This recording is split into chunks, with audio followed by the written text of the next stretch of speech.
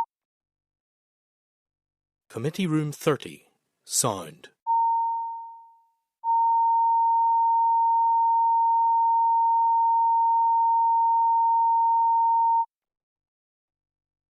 Committee Room 30, sound.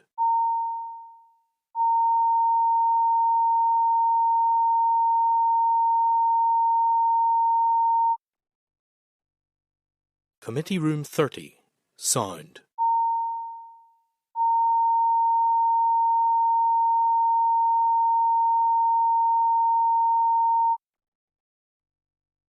Committee Room 30, sound.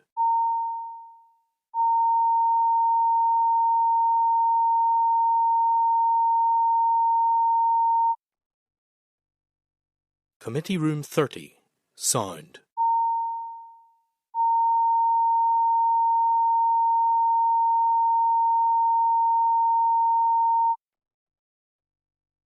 Committee Room 30, sound.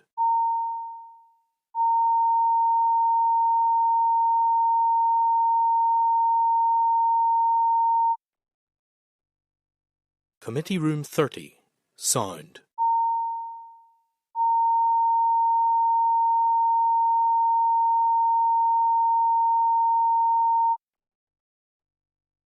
Committee Room 30, sound.